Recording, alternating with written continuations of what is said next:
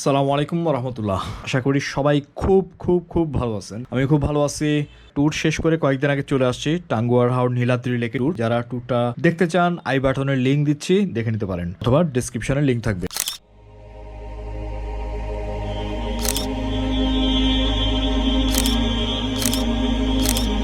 আজকে যেটা আমি দেখা যাচ্ছি সেটা হচ্ছে গোপ্রো দিয়ে আমরা যারা মোটো ব্লগ করি তারা আসলে গোপ্রো তো ওয়াটারপ্রুফই। এটাকে ওয়াটারপ্রুফ করার মানে হচ্ছে আমরা যখন অ্যাডাপ্টার ইউজ করি লঞ্জি কেস থেকে, এটা সবাই জানেন আর কি, তো এই ডোর তো ওপেন থাকে, তো যখন এটা ইউজ করি তখন আমাদের এই জায়গাগুলো বৃষ্টির সময় হলে শ্যুট করা যায় না, এটা হচ্ছে প্রবলেম। সো তারপর থেকে চিন্তা করতেছিলাম, আমি স্ক্রিনে একটা ছবি দিচ্ছি, লাস্ট ট্যুরে এইভাবে করে ওয়াটারপ্রুফ করছে টেম্পোরারি আর কি, কাজ চালানোর জন্য।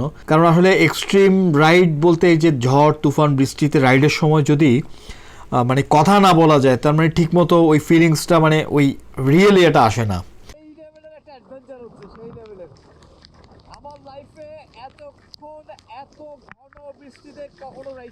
বাংলাদেশে আমাদের অনেক লিমিটেড, আমরা ইয়ের ভিতরে থাকি, সবকিছু পাওয়া যায় না লাইক ইন্ডিয়ার মতো। কারণ আমি সলিউশনটা পাইছি ইন্ডিয়ার কিছু ব্লগারদের ভিডিও দেখছি, তো ওরা ইজিলি, আমি স্ক্রিনে দেখাচ্ছি, গ্লুটেক দিয়ে ওরা এটা সলভ করে ফেলতো ইজিলি, বাট বাংলাদেশে অ্যাভেলেবেল না। যেটা আমি ইউজ করবো সেটা হচ্ছে ফেবার ক্যাসেলের। এটা আশা করি কার্যকরী হবে। ইউজ না করে আমি বলতে পারতেছি না আর কি, পরিমাণ তো আমার জানা নাই, আমি আগে নিয়ে দেখি। এটা লাগার জন্য ফার্স্টে আমি আগে সেট করে ফেলি। ওকে, লাস্ট ট্যুরে আসার পর থেকে চার্জ দিছি, এটার ব্যাটারিগুলো খোলা হয়নি। ওকে, তো reusable adhesive for home office. যারা আমরা যেসব পুডিং বা হোয়াট এভার, আমি অনেক কিছু আসলে ট্রাই করছি, কোনো কিছুই রিইউজেবল না, ওগুলো হার্ড হয়ে যায়, শক্ত হয়ে যায়। কিন্তু এটা হচ্ছে, এগুলো হচ্ছে রিইউজেবল। এখানে আছে টোটাল 120 পিস আছে। তো এটাকে আমি দেখি আমার কতগুলো লাগে, এখান থেকে নিয়ে স্টার্ট করি। ফার্স্ট একটা ডলার মতো বানাই ফেলি। এটাকে আমি একটু চ্যাপটা করে নিয়ে এই পার্টটাতে এই সাইডে লাগাই দিই। নাইস। আর একটু নিয়ে এটাকে আমি পাশ দিয়ে লাগাই দিব। সো এটা আমি পানি তো টেস্ট করে দেখাবো দেখে বোঝা যাচ্ছে ইনশাল্লাহ এখানে পানি ঢুকবে না। আচ্ছা, এবার হচ্ছে এই সাইডটা হেলমেটে আগে এটা লাগাইনি, ক্যামেরাতে লাগাই, কারণ মাইকটা সেট করতে হবে। এই মাইকটা আছে, সো এটা লাগানো হয়ে গেছে, তো মাইকটা লাগাই নিলাম। সো রোলের মতো করি, রোল করে জাস্ট চারদিকে আমি এভাবে করে দিয়ে দিলাম। সো ডান। এবার একটা ইন্টারেস্টিং জিনিস খেয়াল করে দেখুন, এইচডিএমআই পোর্টটা আমি খালি রাখছি, সো এটা আমি লাস্টে লাগাবো। এর কারণ হচ্ছে বাইকটা আমি চালানো অবস্থা অনেক সময় আমার চার্জ দেওয়ার প্রয়োজন হতে পারে, কারণ আমি গোপ্রোটা কিন্তু আমি খুলতে পারবো না ব্যাটারি চেঞ্জ করার জন্য। যদি ব্যাটারি চেঞ্জ করতে হয় গোপ্রো, তখন আমাকে এই হোল সেটআপটা খুলতে হবে গোপ্রোটাকে খোলার জন্য। গোপ্রোর এটা একটা সুবিধা আছে, এখানে এইচডিএমআই পোর্ট দেওয়া আছে অ্যাডাপ্টারে, তো আমি চাইলে এটা দিয়েও আমি যেহেতু নাই, আমি চলন্ত অবস্থাতেও আমি চার্জ দিতে পারবো। এটা কিভাবে? এটা আমার হচ্ছে যে পাওয়ার ব্যাংক, এটা আমি আমার সামনে ট্যাঙ্ক ব্যাগে রাখতে পারি, ব্যাকপ্যাকে রাখতে পারি। তো রেখে জাস্ট এই এইচডিএমআই পোর্টে যদি আমি এটা কানেক্ট করে দিই, তাহলে কি হয় লেটস সি। দেখাচ্ছে, তার মানে এটা চার্জ হচ্ছে।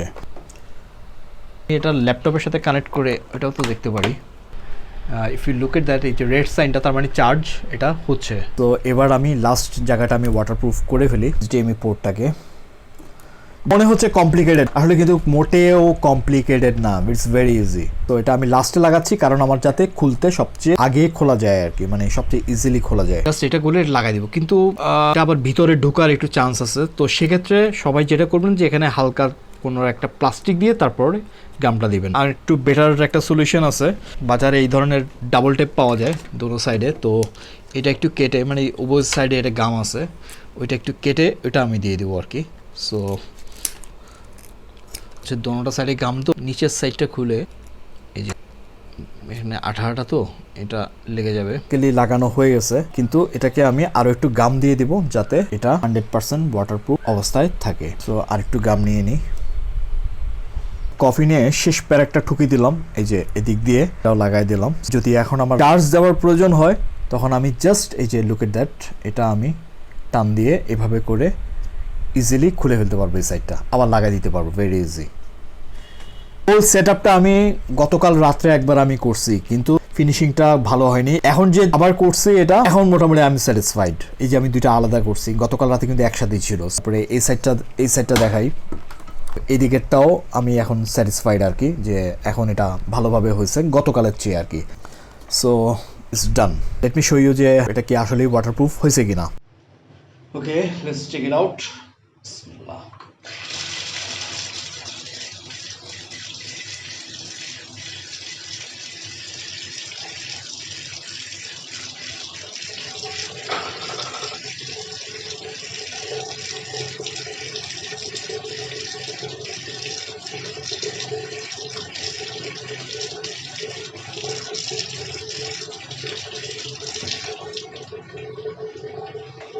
এখন দেখা যাক যে এটা অন হয় কিনা। বিসমিল্লাহ।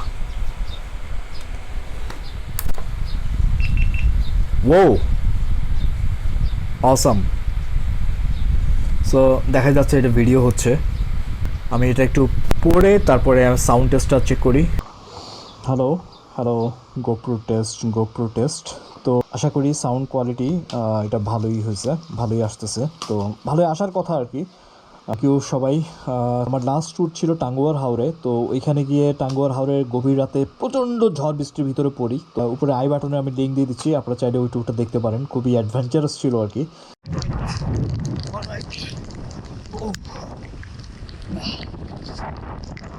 ঘরের ভিতরে নৌকা চলতেছে আর প্রচণ্ড বেশি, ওই যে পাহাড়গুলো সব ভেঙে গেছে।